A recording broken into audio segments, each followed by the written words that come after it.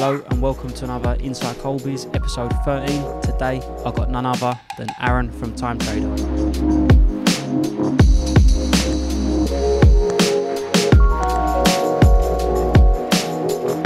the back, thank you for coming on. No problem. Appreciate it, mate. It's a Appreciate pleasure. it. I said to you a while back about coming on, didn't I? And yeah, just wanted to talk about a few things about how you got into watches, and we'll go over some bits and bobs. So for those of you that don't know, Aaron runs and he's got Time Trader up in the north somewhere, up in the north, Sunny the North Pole. Middlesbrough. Have you got electricity up there, or Yeah, we've you're got full on the room grid in water, that? the full That's lot it. now. So Flying. yeah, really good firm. They're good friends of ours. Check them out. Obviously they're on Instagram. They've got a blinding page. So yeah, make sure you jump over there, check them out, give them a follow. So to start things off, how did you come about becoming a watch dealer? How did you get into the game? So in 2016, I was involved in a pretty horrific car accident. I was put in hospital for 10 months, paralysed, and it was just like I went in the October, in the December, Christmas time. I got a book called the Rolex Report. It's like a reference book. And What's that called? Like the prices and references? It was so it just recaps Rolex from like when it tells you a little bit about the brand, when they first established, about how watches started, wristwatches and stuff. Yeah. I think they used to be pocket watches, and in the Boer War they used to put them on a bracelet on the hand, so when they were doing attacking or whatever they do. Until I've read the book properly. Yeah. Anyway, I got that book and I started got a bit captivated by it. So I was looking at videos on YouTube and bits and bobs like that. And I bought my first watch with my sick pay, because obviously I've been getting paid every month. I had nothing to spend it on. And bearing in mind, I never had any money back then, so it was like burning a hole in my pocket. So I was like, I'll get a watch. And then when another one come up and I sold that for a bit of profit, I thought it's probably a bit of a business there. Father-in-law was badgering me to get into it, because he'd try to buy a watch at about the same time, and he was saying like, you can't. It was all new to me. He was saying, if you want to buy a Rolex, you can't just go and buy one from Rolex. It doesn't work like that. And I was like, what do you mean? Of course you can. He said, no, there's waiting lists and there's this and that. They sell for more, and like, I just wanted to know more about it. So I started buying and selling a couple, and before I know it, I'm just maybe doing one a week from my hospital bed, which was powerful, man. Which was more than I was getting paid on my old job. So, and it was something I could do as well.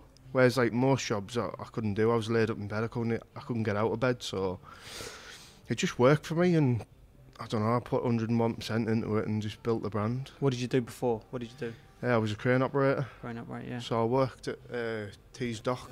It was a good. Well, I was led to believe it was a good job, and it was like a job for life. You know, my dad worked there, his dad worked there, and it was just my son would have worked there. It's just one of them things. But I don't know. It was it was fine for me. Great lads I worked with and whatever, but it's nothing like this. No. How long was you in hospital for? 10 months. 10 months, yeah. Okay, no. So what did you first think? Like, what did you do? Did you look on eBay or speak to someone or? Yeah, so the first ones I sold, I was like looking on eBay ads and reading like other people's descriptions, change a couple of words and bits and bobs, and then I'd like list them for myself on Facebook. I was advertising as anyone selling any watches, but I didn't really know a lot about them, so it was a bit of a minefield to even buy them. There was a fella called Ian who used to half like mentor me, if you like. I'd text him and say, what's this worth? What's that? I used to torture him, what's this worth? He'd say, pay this for it, or pay that, that doesn't look very good, do you know what I mean? And then I just picked bits and bobs up over the years, and by the time I come out of hospital, I had like probably 6 months of being obsessed with watches. Yeah. So I half knew what I was doing. Well, I suppose that's quite a like concentrated time for you. If you was like reading up about them and learning. It's almost like a crash course, because you've got no distractions. So you might have visitors 3 hours of the day. You're bored out your mind. I can't sit and watch Jeremy Carl or like anyone else was doing. So I was just watching videos on YouTube, reading more books, and I bought a couple as well. So I'd buy like case back tools and take the backs off, and I was just looking at them, you know, like messing about. Yeah. I don't know. By the time I got out, I half knew what I was doing. What was the first thing you'd done where you thought, you know what, this might be alright? This, you remember? The first watch I sold. Yeah. It was a day date, double quick, and when I sold that, I think I had like, I'm gonna say I made 1,500 quid in it, but that was probably like just short of what I was getting paid a month after big tax. Money. Yeah, it's big money. I thought, if I can do a couple of these, I'm onto a winner, eh? I remember being younger and I bought, my dad bought a parcel of watches and I bought an old Rolex, I can't remember if it was a Coke or a Pepsi. I think it was the red and black, the old style GMT Coke. I think it might have been like 2,800 quid. I sold it for 3,250. I might have been like 14 or 15 or something. The geezer on eBay bought it, bang, paid, done, happy, left me positive feedback, and that's when you think, oh, this is alright, this. Yeah. You know what I mean? You think you kind of build up in your head, it's going to be harder than what it is. Alright, it takes the money to put into it and the balls and this and that, but it's nice having that feeling, isn't it? That first feeling of thinking like, fucking hell, yeah, this is alright. Yeah, especially if you're not used to, like, that's just a month's wages to someone though. So I think the hardest part of the job is trust, isn't it? Because what separates you from you go on Instagram, type watches, there'll be thousands of accounts. What makes someone come to me or you? It's the trust, isn't it? The reputation. We actually end up turning people down. Like someone wants to come and see you who sells watches, someone wants to buy a watch from you, and it's like, I don't know. I think you learn in this business, like you get burnt, and it ain't.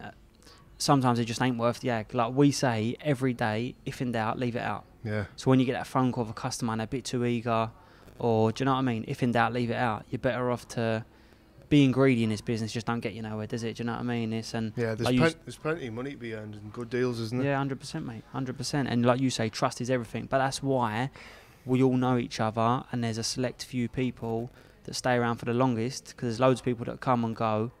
Do you know what I mean? Where the head where the head or their heart ain't in the right place. But the proper people, it's out of thousands, it's a small circle, isn't it? Yeah. So that's what first grabbed my attention when I heard about what happened with you. Was it you got a car accident? Yeah. Sorry, I didn't know if it was a car accident or you actually got run over. Yeah, okay.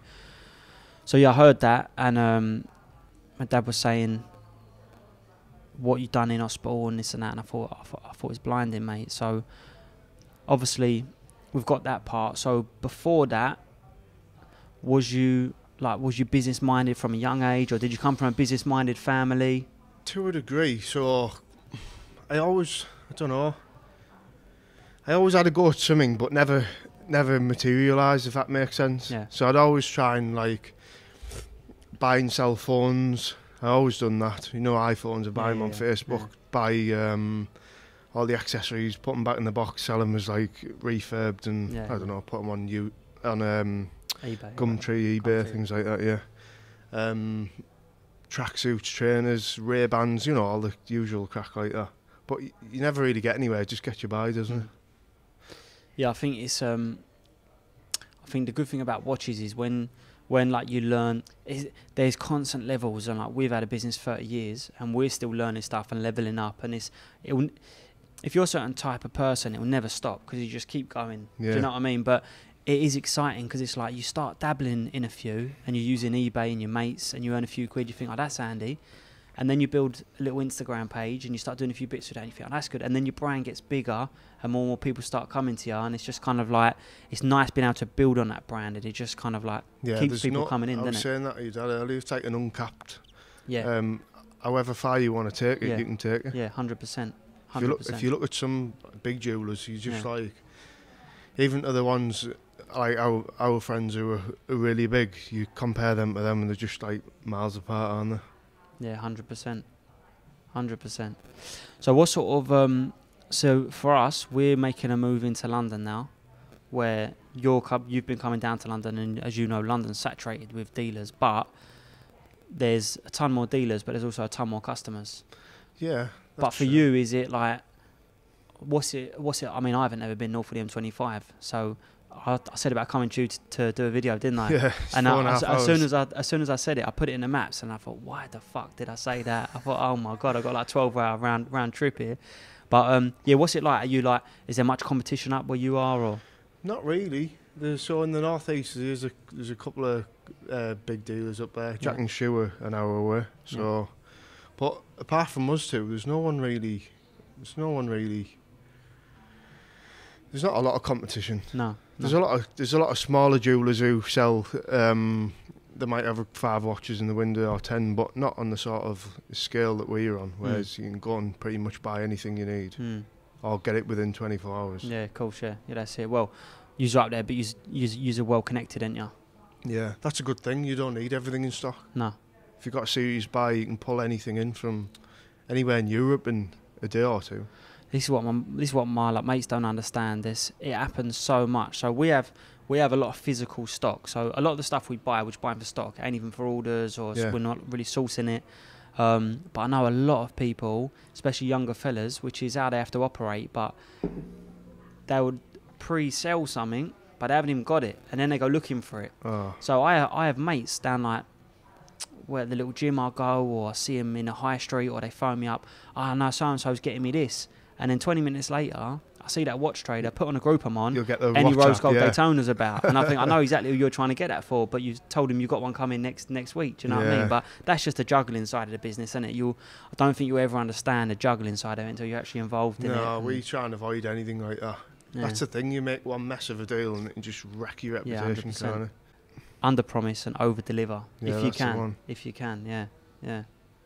Yeah, you don't want to disappoint anyone, do you? No. Especially with like buying a watch, like to us, it's just normal life, isn't it? But someone buys a watch for 10 grand, they might save 5 years for that. Yeah, of and course. it's a really big deal for them. Yeah, so, mate, we take it for granted. Like, we're meeting each other with bits, we're sending stuff. It's the money that goes through your hands. You don't see it, because insane, isn't it? I said in a previous video, like, it's like profit. Turnover's vanity, profit is sanity. So like, you're turning over big numbers, but you're actually taking only a little piece of that.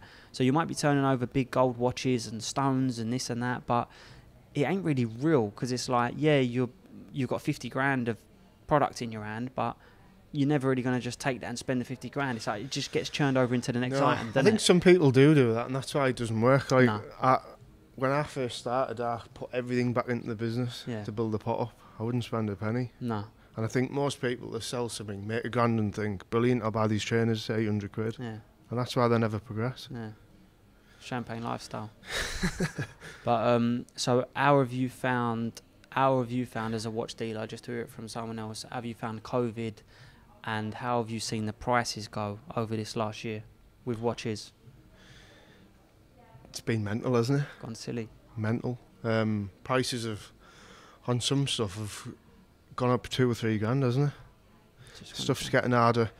People seem to have more money.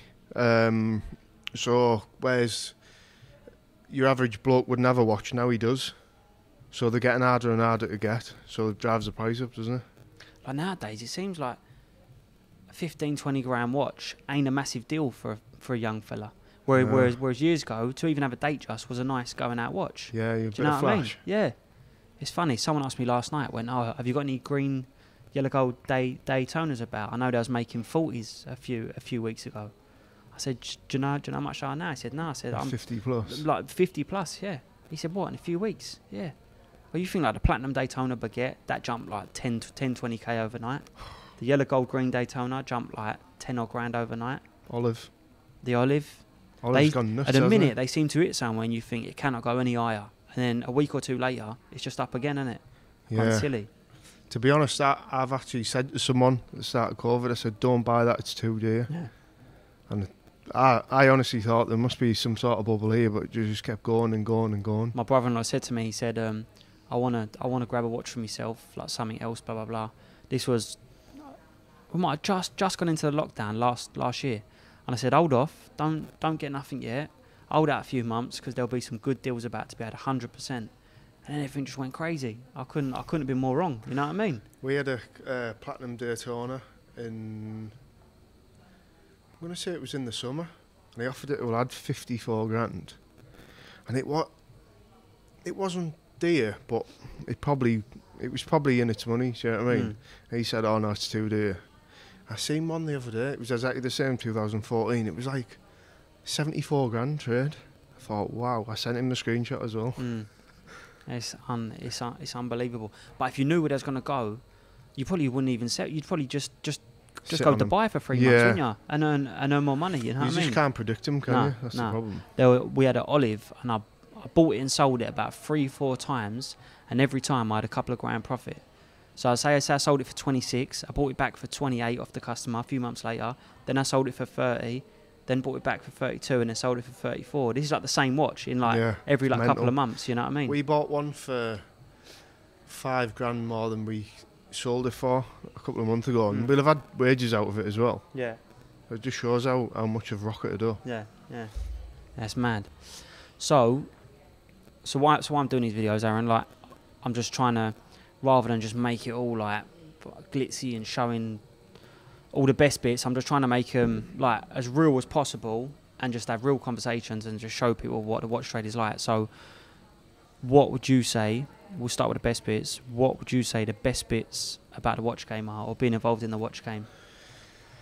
Well, for me, it's being around watches because I love them. Yeah. Other than that, it's a good lifestyle, isn't it? There's a lot of like, it's not all glamour, but it's nice, isn't it?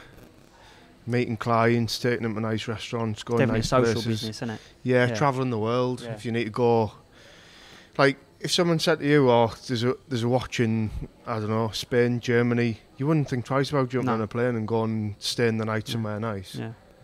Which would seem bizarre to some people, but it's just part of the lifestyle, isn't it? Yeah, 100%.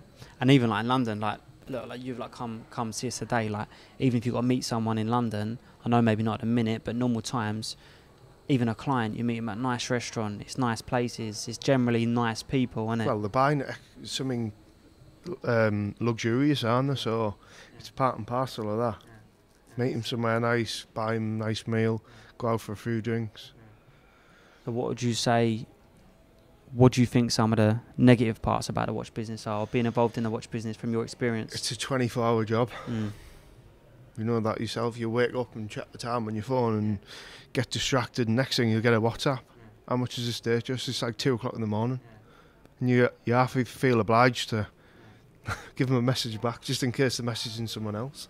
Mate, your birthday, Christmas Day, Sundays, it is just every single day in it. And apart from group messages, because if someone says now I've got 50 messages, it ain't that many with all these groups going on, but group messages aside, it ain't unusual for me to wake up with like 40, 50 private messages from people. If I like go to bed early or whatever, wake up and you got that many messages, and you don't even want to open them because you think, oh, if I open them and get distracted, I'm going to reply. You need to sit down and have an hour or two just to get back to everyone. I have my first 2 hours from 5 till 7 on the morning is replying back to messages. Yeah.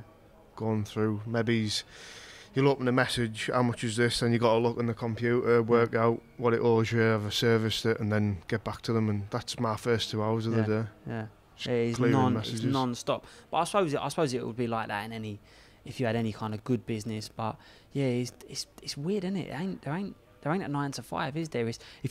That's like what I say in this business. If you are getting in this business and you're a serious person and you've got the work drive, like you can do really, really well. If you're like a likeable person and you've got plenty of drive, there ain't, like what you said earlier, there ain't really a like ceiling to it, is there? Yeah. There ain't really a ceiling to it. But the more you make or sell, the more stress you get. Yeah. So you've got the aftercare of every single person who's bought a watch that month. You've got to source every single, well, if you don't have it in stock, you've got to source them. It's just an absolute headache, isn't it? Yeah. Yeah, it's hard. That's like, boy, that's even like a shop. Like, there's pros and cons to everything. So like if someone's just a trader and they ain't got a base and they say, well, I'm thinking about getting a shop, there's pros and cons to all of it, because you could say, well, the shop's a bit of a target for robberies, maybe it's a bit of a commitment because it's 9 to 5, blah blah blah blah blah. But then you could say, well, you get a lot more walk-ins, you're more respected because you've got somewhere where someone can find you, and do you know what I mean? So I think the thing with walk-ins, I was talking to a jeweller, a friend of mine, and he said, I can't remember the last time someone walked past the window and went, I like the look of that 20 grand watch, I'll have that. Yeah. It doesn't work like that. They see it on Instagram, they look at 5 others, they ring you, they message them. Whoever's the cheapest, they'll come and buy it. That's why we're in Middlesbrough. We get people from all over the country every day. Yeah. Because people are prepared to travel these days, aren't they? 100%. Especially such a big buy like that. Big watch. It's a big deal to them, isn't it? We definitely ain't one of the biggest as such, but yeah, we have people travel from Leeds, Wales, Cornwall, London, all over. You know what I mean? And people do they do travel, but that's our exact argument. Like, we know firsthand from having a shop for 30 years. Like, we've been shopkeepers for 30 years. Like, done a 9 to 5, Monday to Saturday, week in, week out. Like, and more so recently, I can't even remember the last time a young person come in and just off the cuff just bought something for a few grand. Yeah, I like the look of that and walked Do you know in. what I mean? It just don't happen. It's all done through the phone now. Instagram, WhatsApp. The deal's pretty much done before they come down. They're pretty much just coming down to collect it. Pick it up, yeah. Or they might come and say, "Oh, you know what? I want a lady's watch, but I like this, that, and the other," and they'll come and have a look at the 3. But you never get someone who walks past and says, "Oh, do you know what? I like the look of that." No. Or very rarely. No. See, but you're doing it. But your concept, which I know a few of the boys are doing, but your concept is good. Like, for those who don't know, like I said, check them out on Instagram. But you've got a beautiful office in, like, what is it, like a manor house or something? It's like a Grade 1 listed building, yeah. So it was built in 1680. Yeah. So it's like a very, very old building. It's like it was a mansion for, I don't know if it was like slavers or whoever had a lot of money back in them days. You just got Grant slaving now. Yeah, yeah, just Grant, my number one. But then it turned into a school, and now it's like it's like a local landmark, if you like. So they do a lot of weddings and events and stuff. It's beautiful. It's really, really nice. Is that we've turned that into like our boutiques up there. Yeah, So nice, beautiful. Got the boutique there and the office next door for all the paperwork and stuff. But it's nice when people turn up and they see that. It's just, and then when they go upstairs, how nice it is. I think it's more of an exclusive feel, because like a shop, this is our argument. Like, a shop, even for safety, is bad, because anyone can just walk in. Like, someone knocks on the door, they don't need an appointment, they just walk in. But I like that, and I think a lot of people like that. Making the appointment, talking to you, coming up, then the door's shut, and it's only you dealing with them for half hour or like an hour. I think it's a bit of a nicer feel. Yeah, I think if someone makes an appointment, they're already sure that they're serious. Whereas like, if you have a shop, you might have a guy who walks past and thinks, you know what, I'll buy one of them when I retire. I'll have a look at him today. Yeah. I might take an hour of your time, which is great. He probably will come back in 10 years' time, but you've got to staff it for that, haven't you? And if you're having a busy day, you need to give that man your time. Yeah. Well, which is alright if you got, say, like, you're in a shopping centre and you've got people that are running your shop for you. That probably ain't such a bad thing if you've got plenty of people coming in looking, because you will get a few sales out of it. But when it's you or me and you're actually running a business, you are the business. You can't. Yeah, it's a lot of stress, isn't it? You've got all the messages coming in and someone takes up an hour or two. That's like, well, you miss a deal, it costs you some money, doesn't it? Yeah, I think the way we work, we've just got like our appointments through the day. Yeah. Spare time we'll do photos for Instagram content, paperwork, invoices, whatever needs doing, we'll structure through the day, and it just works. Yeah. So how do you run your business? Like, do you set goals? Are you into the mindset stuff, or you don't think about it and you just do what you can? I have a performance coach, so I speak to him every Wednesday morning. Mm-hmm. Which, I don't know, he keeps me on the ball, really. Someone to be like accountable to. Yeah. It helps, yeah. That's what I need. Yeah. This is the thing I spoke to him about. Like, I don't have anyone to answer to. So if I don't do something, if I have a bad day and I think, you know what, I'm not doing now, I can't be bothered, I'm just spiting myself. Yeah. Whereas if he's going to chase me up and say, did you get that done? Did you do this list? Did you perform all these tasks?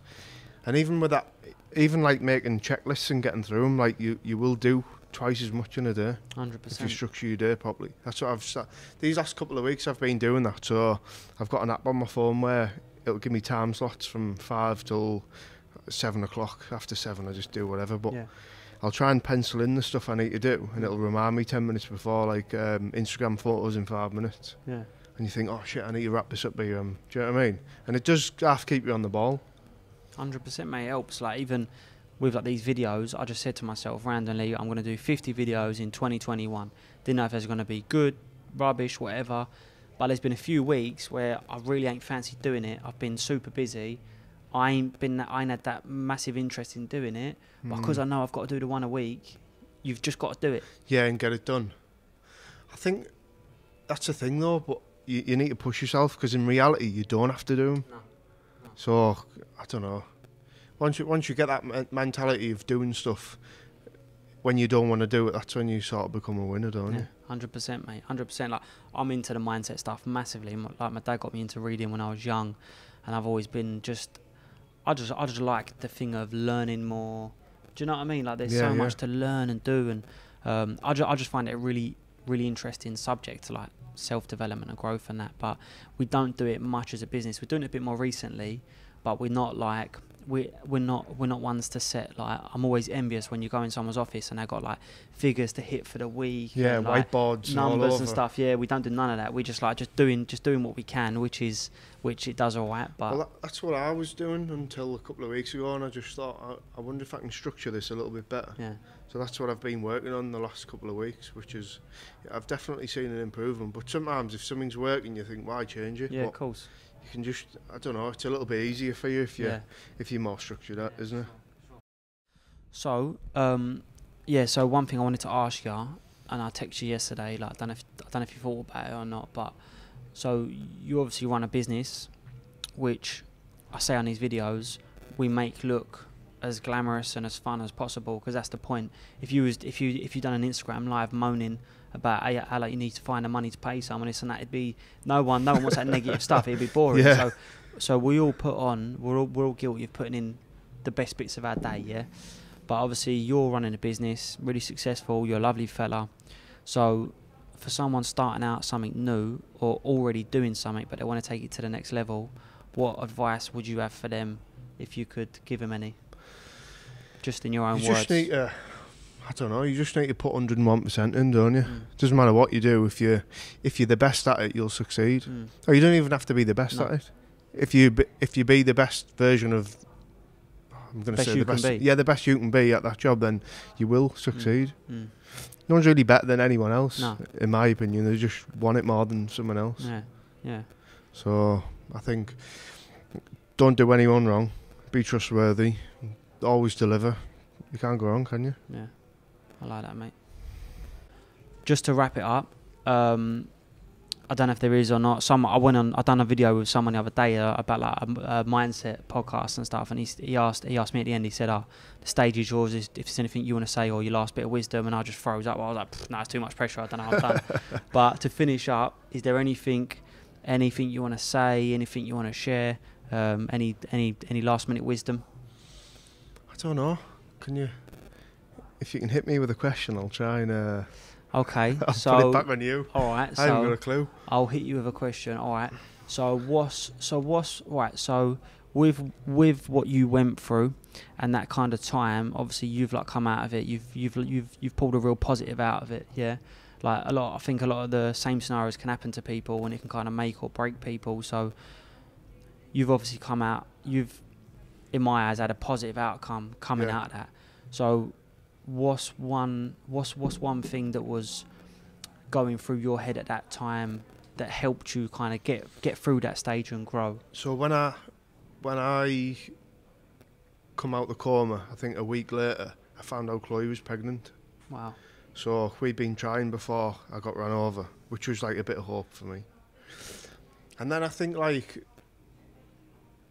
the more I did, it kept my mind occupied, and also I was looking around me, and there was a lot of people in there who were worse off than me.